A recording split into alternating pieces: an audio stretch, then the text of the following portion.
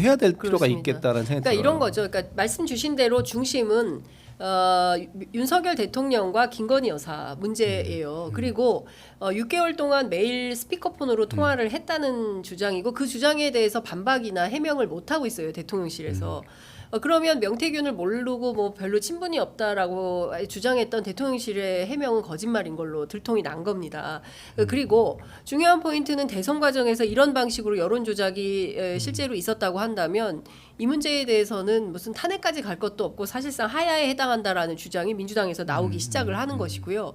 이 건과 별도로 지난 시기에 명태균 씨가 소위 새칭 본인이 만들었던 자기는 판을 만드는 사람이다 이렇게 얘기하니까 판을 만들면서 실제로 뭐 혜택을 보았거나 아니면 불이익을 봤던 정치인들이 앞으로는 나올 것이고 그러면 그걸로 인해서 전체적으로 대한민국 정치판은 소위 얘기하는 명태균 리스트로 더 시끄러워질 수밖에 없겠다. 이거를 좀 구획지어서 판단하고 정리해서 볼 필요가 있겠다라는 말씀을 좀 드리겠습니다.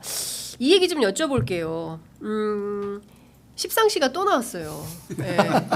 칠상시. 예, 칠상시. 아이고, 예, 찌라시도 칠간신 명단도 막 돌고 있어요. 명단도 돌고 예, 그 이름이 막 나오는데 저희 기자들 사이에서는 실명까지 막 나오고 있고 그리고 오늘 아침 보도를 보니까 한겨레 신문 보도인데요.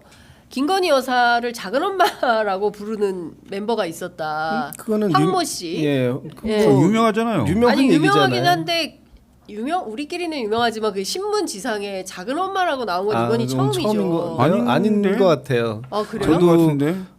그렇게 호칭할 정도로 가까운 사람이다라고는 하는 기사는 네. 뭐 이제 실명이 언급된 적은 없지만 뭐 나왔던 것 같고요. 영상에 여사의 뒷목을 잡았던 사람 그 사람이 바로 그 기억하시나요? 황 사장 아들이에요. 아마도.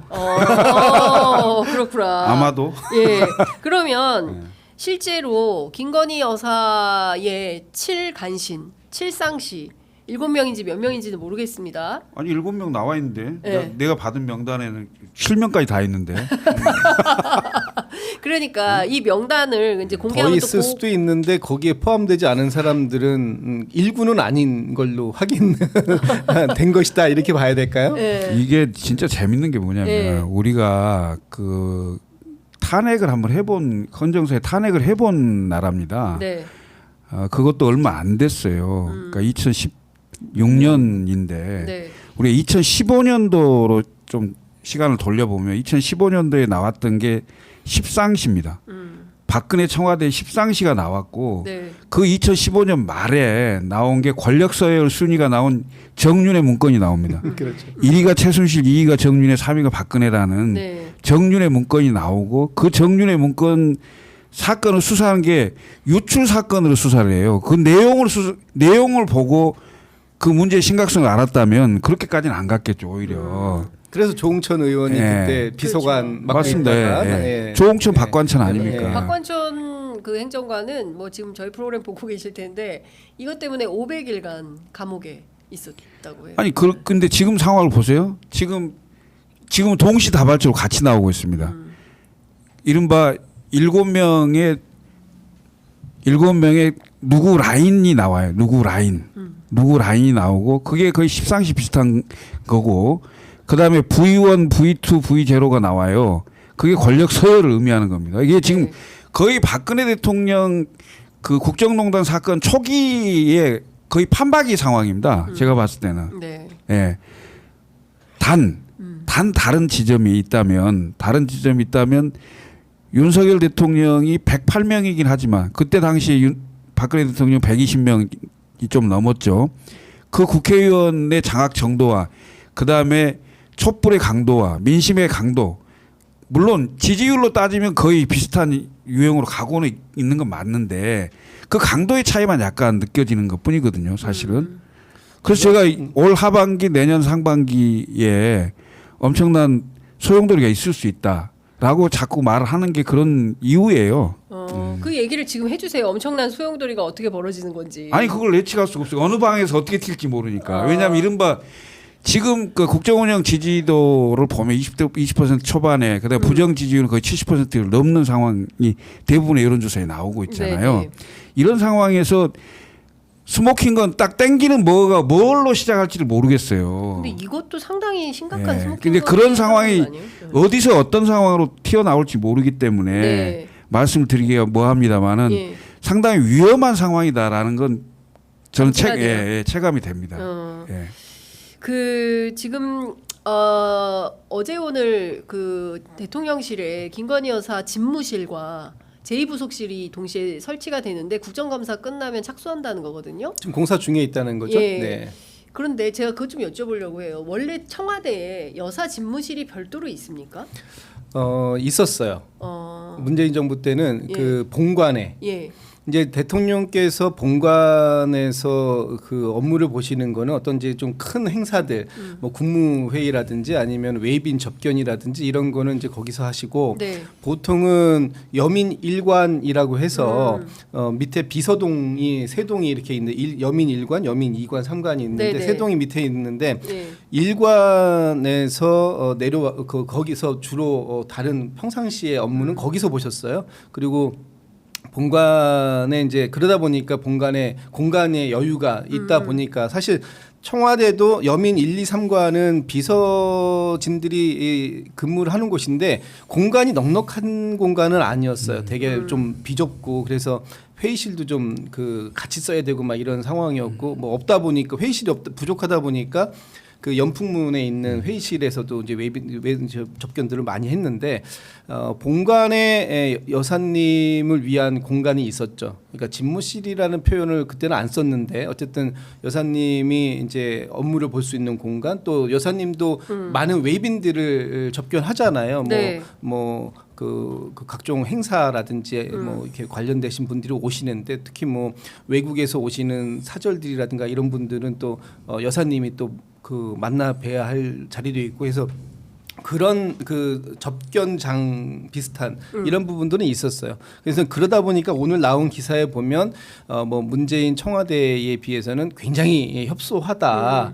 뭐 이렇게 얘기했는데 그거는 뭐 그 어떤 공간의 크기의 문제는 저는 아닌 것 같고 그것이 관리를 비서실 차원에서 대통령 비서실 차원에서 관리가 되는 공적인 영역의 안에서 활동이 이루어졌는가 하는 부분을 보는 것이고 지금은 아예 그런 구분이 없는 상태에서 여사께서 뭐 사람들을 만나고 접견하고 하는 모든 것들이 이루어지고 있다. 뭐 그러다 보면은 그런 것들이 기록으로 남을 것도 아니고 뭐 이렇게 되다 보면은 그 안에서 뭔가 좀 다른 방식의 그 동안의 역대 대통령 영부인들께서 했던 방식과는 다른 방식이 진행되고 있었던 게 아니냐 이런 뭐 얘기가 나오고 제가 이 방송에서 여러 번 얘기했잖아요. 대통령실을 공유했다고. 예.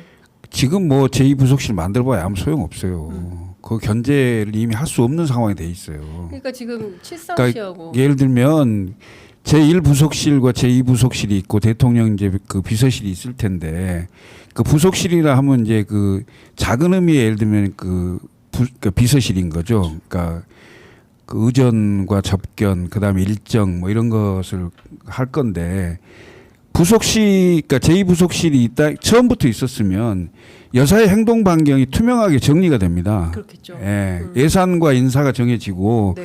그다음에 그 일정 움직이는 일정이 다 공개와 비공개로 투명하게 돼 있는 상황이 되는데 이미 대통령실에 여사 라인이라고 뭐 명명해서 찌라시가 돌 정도로 사람이 정해져 있고 심지어는 제2부속실을 꾸리는데 여사 라인을 넣으려니까 사람이 너무 많아갖고 안 된다 이런 얘기까지 나올 정도면 이미 선을 다 넘었어요. 그리고 지금 이미 제2부속실 만들어 본들 그 제2부속실의 틀 내에 여사가 갇히지가 않습니다.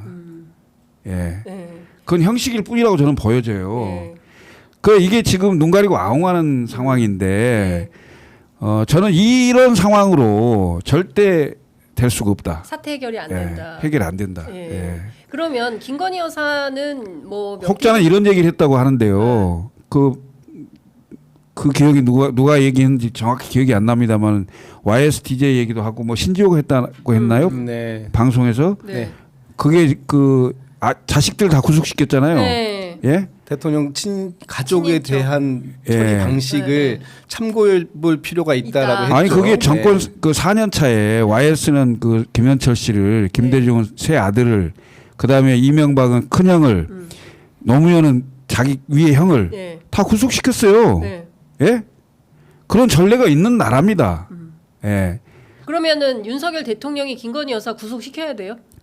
아니 수사를 해야지 일단. 일단 네. 수사해서 아니 수사를 해서 죄가 있으면 당연히 그에 맞는 벌을 받아야죠. 예. 그게 상식 아닙니까? 그게 상식이죠. 예. 예, 그게 상식인데 지금 상황은 아시는 것처럼 명품백이면 명품백, 도이치면 도이치 주가 조작 의혹 사건과 관련해서 이창수 지검장이 18일 날 서울중앙지검 국감이 있는데 17일 날 그 결정한다는 거예요. 오늘 아침 보도에 따르면. 근데 여하튼 뭐 여기까지 저희가 아니, 제가 보기엔 더 큰 문제가 더 많을 거예요. 더 큰 문제가 지금 그 드러나 있는 것이 우리 국민들 눈에 보이는 거, 예. 그다음에 그 수사 현재 받고 있는 거 이런 것만 보이는 거잖아요. 더 큰 문제 뭐예요, 진짜 너무. 아니 여기서 양평 더 고속도로는 왜 그렇게 된 건데요? 양평도로 이건 엄청난 재산과 관련이니까 결부돼 있는 거예요.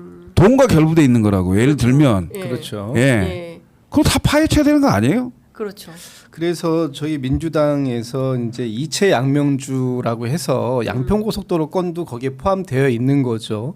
그러니까 김건희 여사에 관련된 사실 모든 이게 고구마 줄기처럼 뭐 하나 잡아서 꺼내기 시작하다 보면은 맨 그러니까. 마지막에는 김건희 김건희 여사라는 이름 석자가 나오고 있는 이 상황들. 그러니까 국민들이 가장 화나는 게 뭐냐면 권력을 사유화해서 사익을 취한다는 거 아닙니까? 박근혜 대통령이 왜 무너졌어요? 최순실을 통해서 무슨 재단 만들어 갖고 재벌로부터 다 돈 이것 때문에 국민들이 공분을 한 거 아닙니까? 맞습니다. 예? 권력을 사유화해서 사익을 취하면 안 되는 거 아닙니까? 그게 국정농단이고 예? 직권남용인 거죠.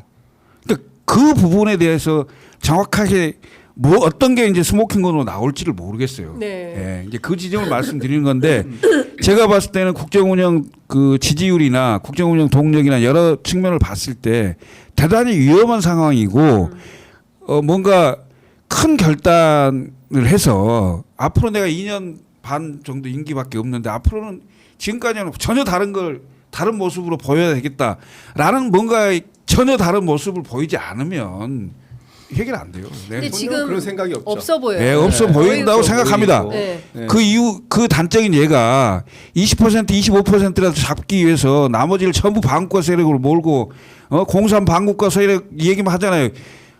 허상에 있는 유령을 만들고 상대를 악마화하는 것밖에 없잖아요. 남는 네. 게.